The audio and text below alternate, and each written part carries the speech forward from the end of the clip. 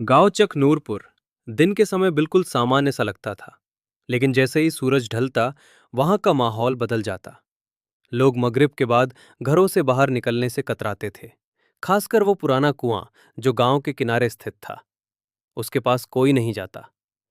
बुजुर्गों का कहना था कि कई साल पहले एक औरत ने अपने बच्चों के साथ उसी कुएं में जान दे दी थी, और उसकी आत्मा आज भी वहां भटकती है। एक रात अली शहर से अपने पैतृक गांव आया। उसे इन कहानियों पर कोई भरोसा नहीं था। वो हंसते हुए कहता, ये सब वहम है। उसी रात गांव की बिजली चली गई और पूरा गांव अंधेरे में डूब गया। अली ने अपने मोबाइल की टॉर्च जलाई और थोड़ी हवा खाने के लिए बाहर निकल गया। तभी अचानक उसे कुएं की तरफ से किसी के रोने की आवाज सुनाई दी। उस आवाज में इतनी बेबसी थी कि उसका दिल कांप उठा। वो धीरे धीरे कुएं के पास पहुंचा। टॉर्च की रोशनी में उसने एक सफेद कपड़ों में लिपटी औरत को देखा, जिसके बाल उसके चेहरे को ढके हुए थे।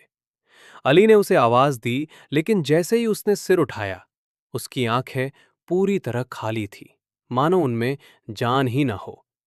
औरत ने धीमी आवाज में कहा, मेरे बच्चे कहाँ हैं?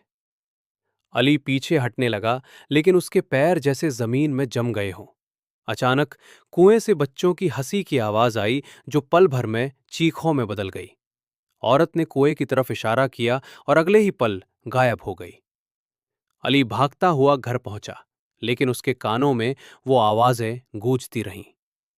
सुबह जब गांव वाले इकट्ठा हुए तो अली बेहोश पड़ा था, और उसके बाल एक ही रात में सफेद हो चुके थे। होश में आते ही उसने बस इतना कहा, उस कुएं को बंद कर दो।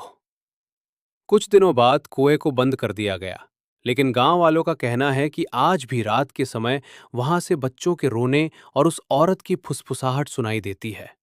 और जो कोई उन आवाजों के पीछे जाता है, वो या तो कभी वापस नहीं आता, या फिर कभी पहले जैसा नहीं रहता।